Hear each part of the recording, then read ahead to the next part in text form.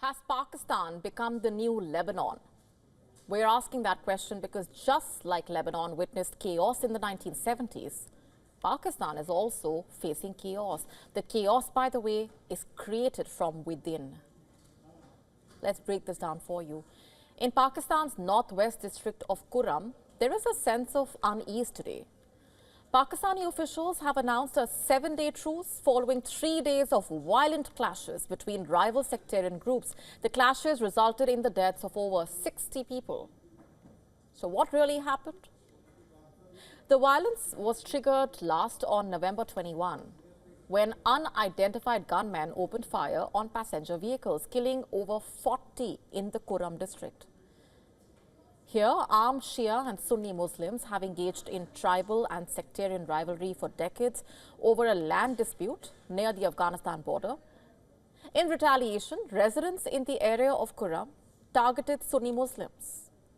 The Pakistan government is yet to name who the attackers were publicly, and no one has claimed responsibility. Earlier on Sunday, Khyber Pakhtunkhwa's law minister Aftab Alam Afridi said that after a truce is agreed upon, quote-unquote, we can begin addressing the underlying issues.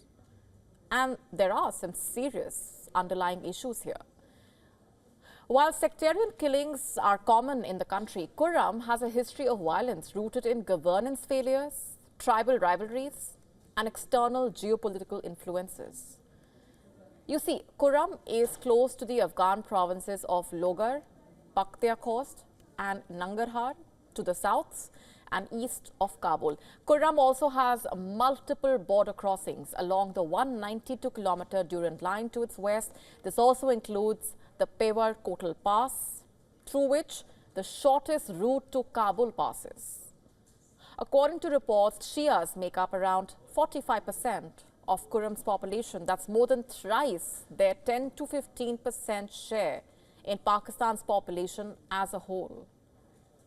The majority of Shias live in Upper Kurram Tehsil, while Sunnis dominate Lower and Central Kurram. Upper Kurram, by the way, also has far better literacy and economic development indicators. Therefore, sectarian tensions are often an extension of the persistent tribal rivalries and the competition for resources. It's a region not blessed with abundance. During the British Raj, in fact, patronage and bribery benefited certain groups at the cost of others. This led to deep-seated grievances that continued to surface in the form of land disputes from time to time. But even after the British left, not much changed in the way the region was ruled. Kurram became part of the federally administered tribal areas, or FATA, where early 20th century laws applied until as recently as 2018. That's when FATA was merged with Khyber Pakhtunkhwa.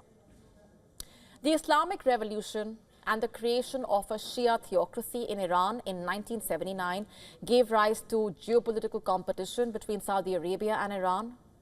Kurram became a proxy battleground, with the Iranians and the Saudis backing the Shia and Sunni groups respectively.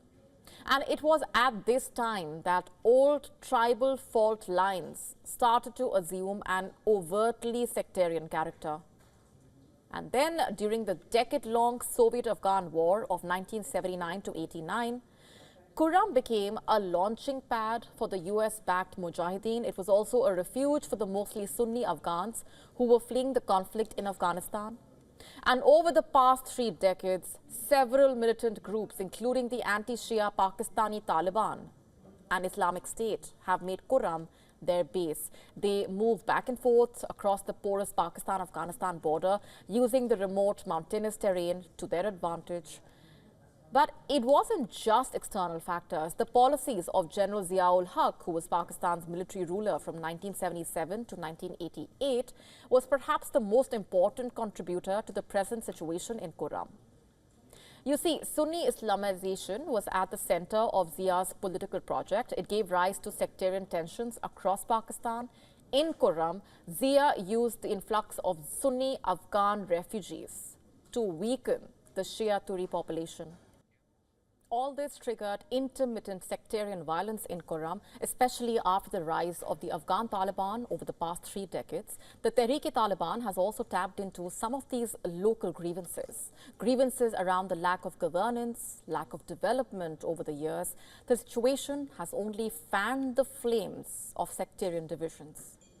According to official Pakistan data, more than 2,000 people, both Shia and Sunni, have been killed. Between 2007 and 2011, 5,000 more have been injured. Tens of thousands have been displaced. According to official Pakistan government data, this year has seen bloodshed since late July, when a land dispute between Shia and Sunni tribes led to the killings of almost 50 people in an area south of Parachinar. To stay up to speed with the latest news, download the WION app and subscribe to our YouTube channel.